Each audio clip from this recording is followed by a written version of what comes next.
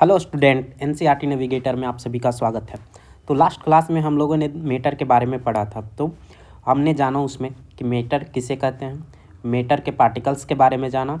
तो आज हम लोग इसी सीरीज को आगे करते हुए आज हम लोग जानेंगे क्लासिफिकेशन ऑफ मैटर। तो देखो, मैटर को 3 पार्ट्स में क्लासीफाई किया गया है। First solid, second liquid, third gas. देखो, सॉलिड का एग्जाम्पल, अगर किसी भी मैटर को बताना हो आपको कि ये सॉलिड है, लिक्विड है या गैस है, तो इसको कैसे बता पाएंगे, कैसे हम लोग आइडेंटिफाई कर पाएंगे। तो इसके लिए सबसे सिंपल तरीका है, आपको शेप एंड वॉल्यूम चेक करना है उसका। क्या उसका शेप फिक्स है? अगर फिक्स्ड है, फिर उसका वॉल्यूम देखना है। वॉल्यूम भी अगर फिक्स है, वॉल्यूम में भी कोई चेंज नहीं आता है, तो उसे हम लोग क्या बोलेंगे? सॉलिड। फिर अगर आता है शेप लिक्विड का, देखो एग्जांपल में इसका समझ लेते हैं। एग्जांपल क्या है इसका? बुक या आपका मोबाइल, जहाँ जिस पे अभी आप लेक्चर देख रहे हैं। तो मोबाइल फ़ोन का शेप क्या है? फिक्स है, एक रेक्टेंगुलर शेप है इसका, ठीक है, ये फिक्स है। अब आप इसका क्या करो कि पैकेट में रख लो, तब भी वो उतना ही स्पेस लेगा। बैग में रखो, तब भी वो उतना ही स्पेस लेगा। यानी कि कहीं पे भी आप मोबाइल फ़ोन को रखोगे अपना, तो वो जितना पैक करता था उतना ही दूसरी जगह वॉल्यूम ऑक्यूपाई करेगा, ठीक है। दूसरा आते हैं लिक्विड। लिक्विड का शेप नॉट फिक्स्ड, इसको समझते हैं। अब देखो, आप वाटर ले लो, इसका एग्जांपल क्या है? वाटर। एक गिलास वाटर लो, यानी कि 250 ml वाटर है इसमें, 250 ml। अब इसमें इसे एक बड़े बर्तन में रख दो, तो ये वाटर का लेवल इसके शेप के जैसा आएगा। अब कप में रख दो, तो कप का शेप ले लेगा। यानी वाटर को जिस भी ऑब्जेक्ट में रख रहे हो, वो उसका शेप ले रहा है, ठीक है। तो इससे क्या पता चल रहा है कि वाटर का शेप फिक्स नहीं है, शेप फिक्स नहीं है, यानी कि उसको जिस भी ऑब्जेक्ट में रख रहे हैं वो उसी का शेप ले रहा है। दूसरा आता है वॉल्यूम, या इसे क्वांटिटी भी बोलते हैं। क्वांटिटी। अब देखो, क्वांटिटी चेक करते हैं। इसमें 250 ml लिया, क्या इस ग्लास के पानी को अगर इसमें डालूंगा तो क्या ये 300 ml हो जाएगा? नहीं, ये भी 250 ml रहेगा, यहाँ पे भी 250 ml रहेगा। जैसे आप मार्केट से 1 लीटर दूध लाते हो, तो उसको किसी भी बर्तन में रखो, उसकी क्वांटिटी तो 1 ही लीटर रहेगी ना, वो 2-3 लीटर तो हो जाएगा नहीं। या ऐसा तो नहीं है कि मग में रखोगे तो 1 लीटर रहेगा, ग्लास में रखोगे तो ½ लीटर हो जाएगा, ऐसा नहीं है ना। तो इसका वॉल्यूम क्या है? फिक्स है, ठीक है। अब नेक्स्ट आते हैं हम लोग गैस। गैस का शेप देखते हैं। देखो, गैस का भी शेप फिक्स नहीं होता, इसे जिस ऑब्जेक्ट में रखोगे उसी ऑब्जेक्ट में का ये आकार ले लेगा। तो नॉट फिक्स्ड। वॉल्यूम, वॉल्यूम भी इसका नॉट फिक्स्ड, ठीक है। एग्जाम्पल एयर, ठीक है। आपका गैस, इसको ऐसे समझ सकते हो, आपके घर में गैस सिलेंडर आती होगी, तो गैस सिलेंडर में देखो 1 kg भी गैस रहे तो वो पूरा सिलेंडर ऑक्यूपाई करेगा, और उसमें 10 kg भी गैस है तब भी वो पूरा सिलेंडर में ही है। एक सिलेंडर है आपका, इसमें 1 kg गैस है तब भी ये पूरा फिल है, ½ kg गैस है तब भी ये पूरा फिल है, ठीक है। या फिर 10 kg गैस हो तब भी ये पूरा ही फिल है। तो इससे क्या पता चलता है कि एयर जिस भी ऑब्जेक्ट में डालोगे तो उसका जो स्पेस है, घेरने की क्षमता, वो बढ़ जाता है, उस ऑब्जेक्ट के अनुसार बिहेव करता है, ठीक है। तो आपको इतना ही याद रखना है, पहला शेप आपको देखना है, उसका वॉल्यूम देखना है। अब ऐसा क्यों होता है, इसको हम लोग नेक्स्ट लेक्चर में या इसी लेक्चर के आगे हम लोग जानेंगे कि आखिर सॉलिड का शेप वॉल्यूम फिक्स क्यों होता है, लिक्विड का शेप नहीं फिक्स होता है बट वॉल्यूम फिक्स होता है, और गैस का शेप और वॉल्यूम दोनों फिक्स नहीं होते हैं। तो इसे हम लोग आगे के लेक्चर में देखेंगे, ठीक। चलो, अब सबसे पहले हम लोग देखते हैं सॉलिड। तो देखो सॉलिड किसे कहेंगे, तो हम लोगों ने लास्ट में ही देखा अभी।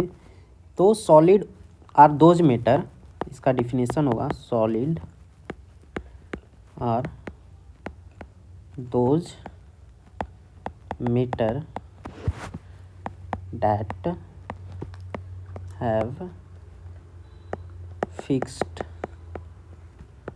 Volume and shape at normal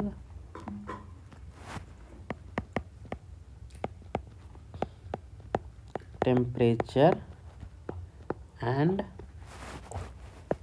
pressure।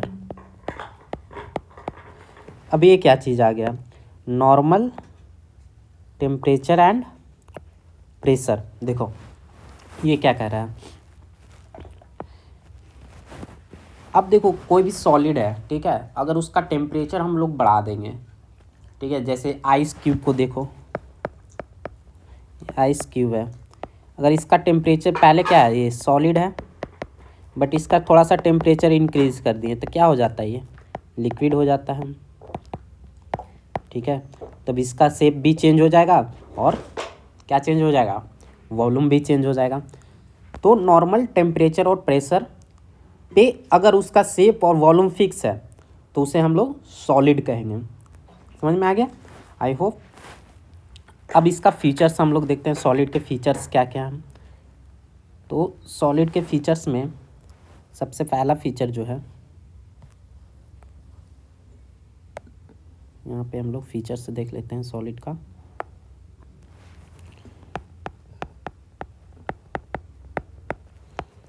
Feature पहला तो हो गया शेप फिक्स, और आपका सेकेंड हो गया वॉल्यूम, ये तो आपको याद रखना ही रखना है, ये दोनों क्या है, फिक्स है,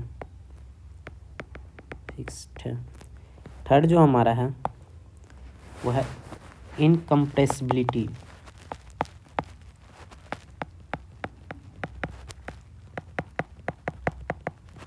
कंप्रेसिबिलिटी, देखो ये क्या होता है।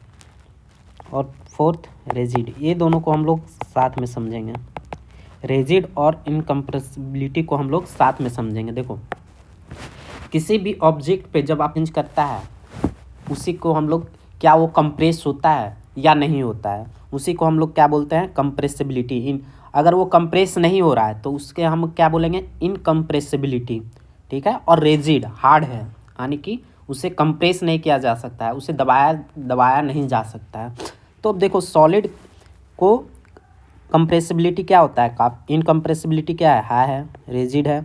अब देखो ऐसा होता क्यों है सॉलिड में, तो इसे समझने के लिए सबसे पहले हम लोग देखेंगे इसके मोलिकुलर स्ट्रक्चर को। देखो ये कोई सॉलिड ऑब्जेक्ट है, तो इसमें जो मोलिकुल्स होते हैं ना, एक सेकेंड, ये काफ़ी पास पास में होते हैं। ये देखो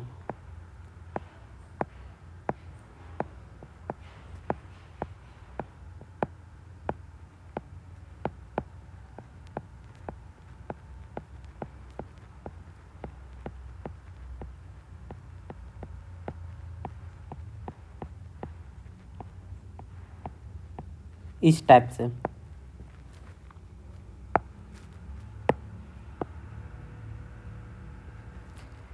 क्या है, मोलिकुल्स काफ़ी पास में है, तो इनके बीच का जो क्या है, स्पेस कम है।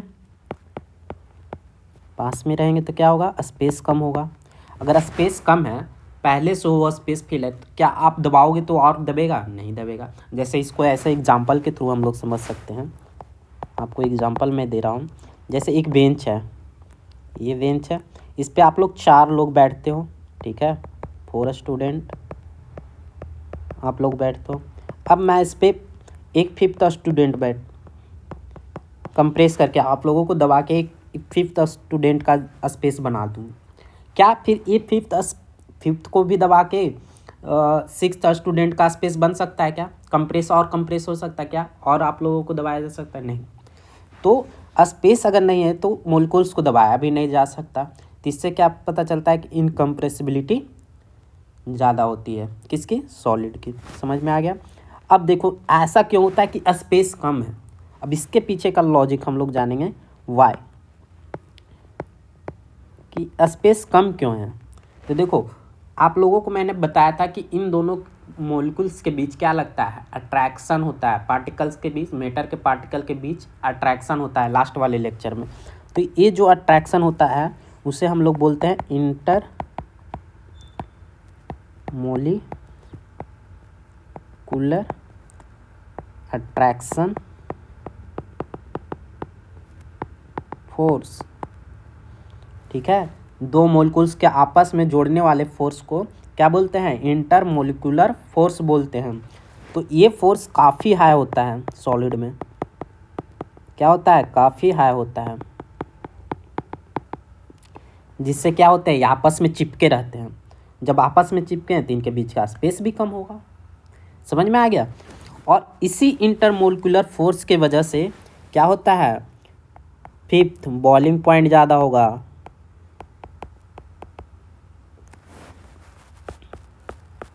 और मेल्टिंग पॉइंट भी ज़्यादा होगा।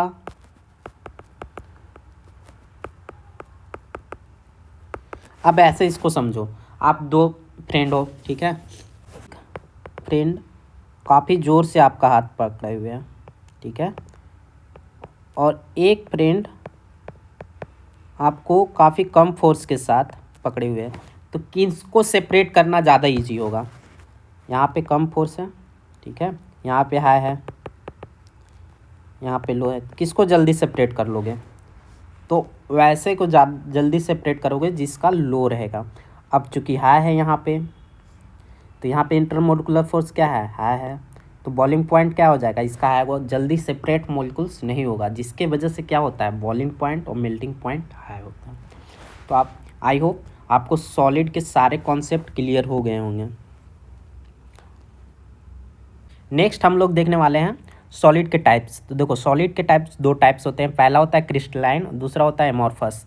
तो देखो, यहाँ पे आप लोगों को एक स्ट्रक्चर दिख रहा होगा। यहाँ पे अगर आप इस स्ट्रक्चर को देखो तो आपको एक पैटर्न सा दिख रहा होगा कि पहले ग्रीन है, उसके बाद ब्लू है, उसके बाद ग्रीन है, उसके बाद ब्लू है, उसके बाद ग्रीन है।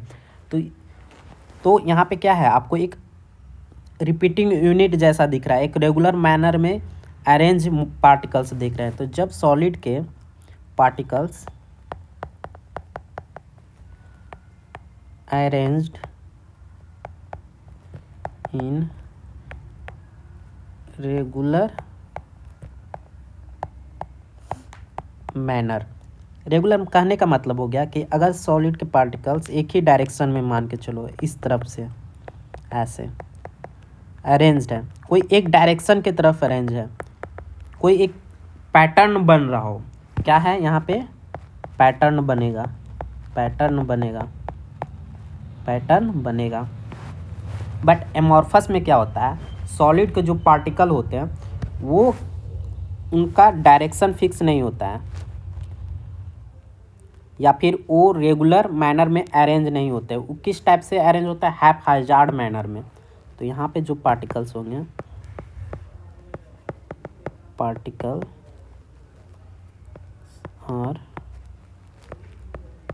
अरेंज्ड इन हैप, सॉरी,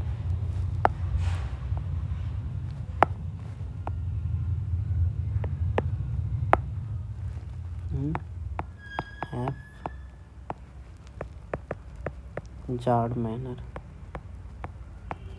देखो इसमें क्या होगा, जो पार्टिकल यहाँ पे आप देखो तो यहाँ कोई पैटर्न बन रहा है, आपको यहाँ पे कोई पैटर्न बन रहा है, तो इसमें कोई पैटर्न नहीं बनेगा, ठीक है।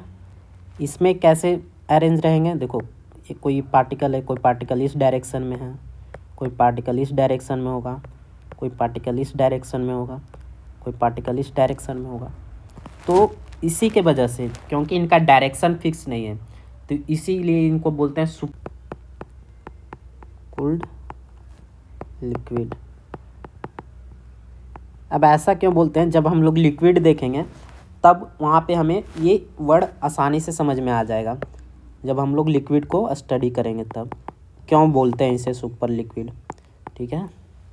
इसका एग्जाम्पल है क्या, आप इसका एग्जाम्पल ले सकते हो ग्लास।